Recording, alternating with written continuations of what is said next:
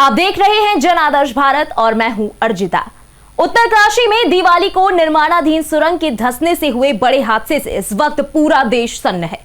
उत्तराखंड सरकार से लेकर केंद्र सरकार तक सुरंग में जिंदगी और मौत के बीच झूल रहे 41 मजदूरों को बाहर निकालने के लिए युद्ध स्तर पर काम कर रही हैं। कई मशीनों को रेस्क्यू ऑपरेशन के लिए लगाया गया, लेकिन सारी कोशिशें फेल साबित हो रही हैं। वहीं सुरंग में फंसे मजदूरों की तबीयत बिगड़ने की भी बात सामने आ रही है। लेकिन अब इन सबके बीच सबसे बड़ा सवाल ये उठ रहा है कि आखिर इस तरह की स्थिति पैदा ही क्यों हुई कि मजदूरों का जीवन खतरे में पड़ गया। क्या ये महज एक हादसा था या फिर बड़ी लापरवाही का नतीजा? क्या कहीं कॉन्ट्रैक्टर ने नियमों की अनदेखी तो नहीं की? जरा अब इस प्रोजेक्ट की जड़ों को जानने की कोशिश करते हैं, जिसके तहत ये टनल बनाई जा रही थी। उत्तराखंड में जहां पर यह हादसा हुआ है, उस टनल के निर्माण का ठेका हैदराबाद की कंपनी नवयुग इंजीनियरिंग को सौंपा गया था। इसे सरकारी company national highway and infrastructure development corporation limited ने टेंडर जारी किया था। यहां आपको बता दें कि टनल दो तरीके से बनाई जाती है। पहला तरीका है ड्रिलिंग और ब्लास्टिंग और दूसरा तरीका है बोरिंग मेथड। नवयुग कंस्ट्रक्शन पहले तरीके से टनल बना रहा है। इसमें एक्सप्लोजिव का कंट्रोल तरीके से इस्तेमाल किया जाता है। इसके लिए गैस प्रेशर ब्लास्टिंग पायरोटेक्निक का इस्तेमाल करके पत्थरों की खुदाई की जाती है। इस मामले के जानकार बताते हैं कि आमतौर पर हिमालय क्षेत्र में ड्रिलिंग और ब्लास्टिंग की अनुमति प्रदान नहीं की जाती।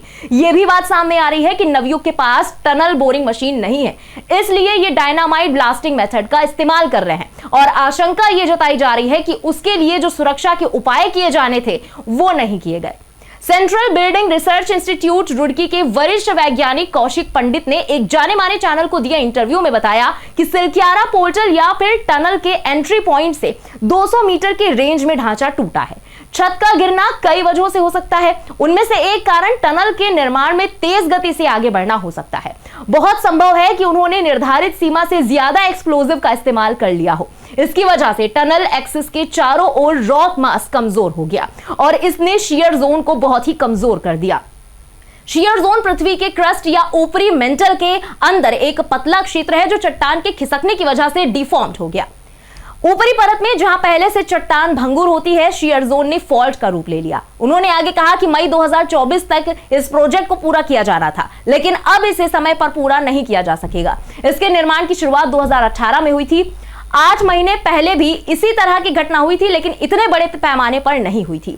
विशेषज्ञों का मानना है कि कहीं ना कहीं इंजीनियरिंग स्तर पर दोष है। विशेषज्ञों के अनुसार नॉर्वेजियन टनलिंग मेथड और न्यू ऑस्ट्रियन टनलिंग मेथड है जिनका अक्सर प्रयोग किया जाता है। यहां पर पहले मेथड का इस्तेमाल किया गया। इसमें ड्रिल होल करने के बाद डायनामाइट से ब्लास्ट कराया जाता है।